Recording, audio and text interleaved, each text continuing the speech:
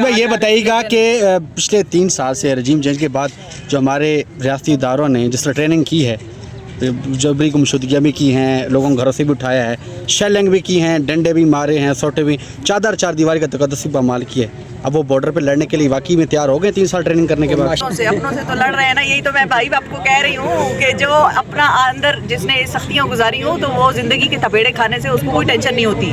India جو ہے، India والے ہیں بڑے ناز اور پیار میں پلے ہوئے لوگ. میں اس وقت یہ بات کر رہی ہوں کہ وہ بڑے ناز اور پیار میں پڑے ہوئے ہیں، اسٹاک ایکسچینج ان کی اچھی ہے، ٹینشن ان کو اور کوئی نہیں ہے، استحکام ان کا ہے سیاسی طور پہ، تو ان کو وہ ٹینشن نہیں ہے. اب ہمارے پانی ان کے پاس کھلا ہے، تو ہماری وہ اتنی ٹینشنیں پچھلے 2-2.5-3 سالوں میں ہماری قوم نے اور لوگوں نے اور اداروں نے اور سیاست کے لوگوں نے گزاری ہے کہ ہم ادروائز اب ہر وقت ہی چوکنے تیار ہوتے ہیں کہ سارا جو ہے سلسلہ ہمارا ٹھیک ہی چلے.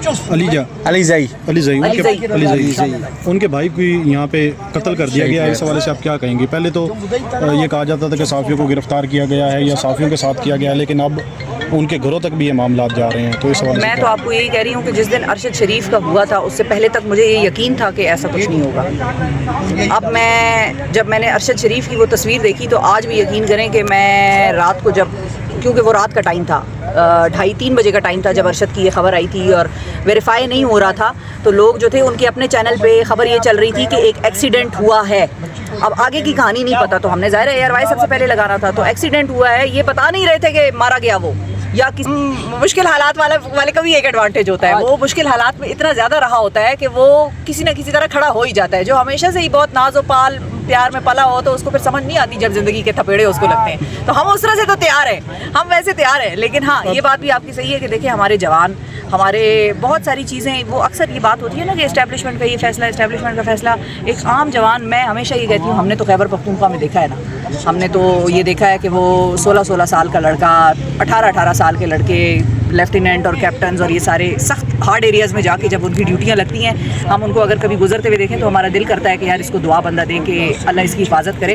ہم نے تو اپنے صوبے میں یہ ساری دہشت گردی بھگتائی ہوئی ہے نا، تو ہمارا 2 صوبے تو پاکستان کے ویسے ہی تیار ہے لڑنے کے لیے عوام سمیت، تو وہ تیاری ہماری ہوتی ہے. وہ کن سے لڑنے کے لیے تیار ہیں؟ اپنوں سے یا پرایوں سے؟ میڈم یہ بتائیں کہ پاکستان میں جب کوئی بھی خبر دیتا ہے تو بجائے اس کے کہ میسج پہ غور کیا جائے، میسنجر کو راستے سے ہٹا دیا جاتا ہے. تو آپ آگے چینج دیکھ رہی ہیں یا پھر آگے بھی ایسے ہی چلے گا؟ ارشد شریف کی قربانی، باقی صحافی کی قربانی رنگ لائے گی یا پھر؟ رنگ تو لا رہی ہے، لیکن افسوس کی بات یہ ہے کہ ارشد شریف جیسے آدمی کو انصاف نہیں مل رہا، اور انصاف دلانے کے لیے اس کو کوئی کچھ کر بھی نہیں رہا، اور اوپر سے پیکا آ گیا. اور ہمارے صحافی یہ تو کلیم کرتے ہیں، کہتے ہیں کہ بھئی ہم نے پیکا کو واپس کروانا ہے، اور یہ واپس نہیں ہوتا. واپس یہ نہیں ہوگا، واپس اب تبھی ہوگا جب یہ اگلی حکومت کوئی آئے گی اور جو صحیح طریقے سے آئے گی، جو صحیح نظام پہ آئے گی، صحیح اصول کے اوپر آئے گی، تو وہ اس کو واپس کرے تو کرے. فی الحال تو یہ ایسے ہی چلے گا، اور یہ سارے ایویں ہی لا رہے ہیں کہ بھئی ہم آپ کو ساتھ بیٹھ کے اور ہم آپ کے ساتھ مشاورت کریں گے، اور مشاورت کرنی ہوتی تو آپ پہلے کرتے. آپ کی نظر میں آپ بھی مانتی ہیں کہ 47 کی حکومت ہے؟ اس میں کون نہیں مانتا؟ مطلب اب تو دنیا باہر کی جب مان گئی تو پھر ہم کیا ہوتے ہیں؟ ہمارے لیے دیکھیں نا، بھارت بھی یہ کہہ رہے ہیں کہ انٹرنیشنل اداروں کو بلاؤ کہ وہ یہاں پر آ کر ہمارے پہلگام کی ٹریجڈی کا سارا وہ معاملہ کریں، چیک کریں.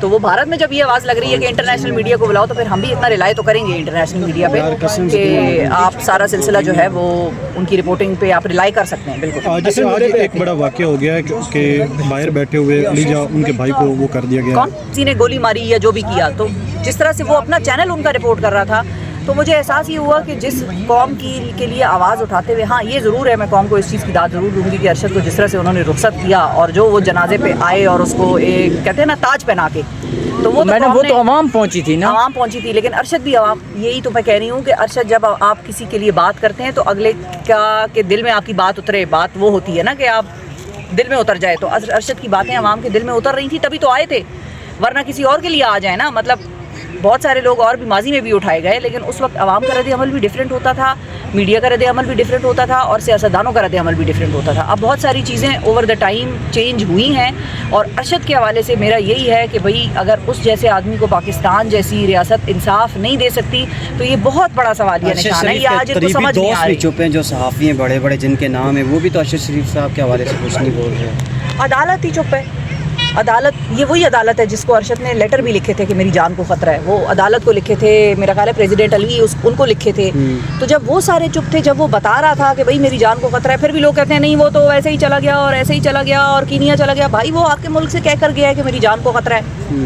آپ کا صدر چپ تھا, آپ کے صدر کو نہیں چاہیے تھا, پی ٹی آئی کے تھے نا صدر, تو باقی کسی سے کیا گلا کرنا. وہ صحیح بات ہے. ابھی اطہر کاظمی سے نے جب علی امین گنڈا پور کا انٹرویو کیا تھا تو انہوں نے کیا بات ریز کی تھی کہ بھئی آپ لوگوں نے اتنا بھی نہیں کیا کہ آپ اس کے نام پہ کوئی صحافیوں کا کوئی انسٹیٹیوٹ کا نام ہی رکھ لیتے.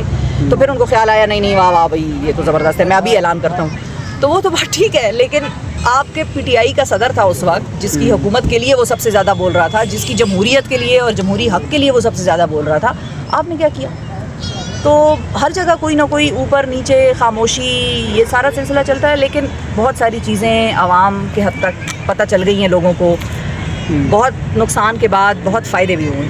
یہ ہم جب بیٹھیں گے سوچیں گے اکیلے میں تو ہمیں احساس ہوتا ہے کہ بھئی نہیں یہ چیز اچھی صحافی ہے. اتنی تقسیم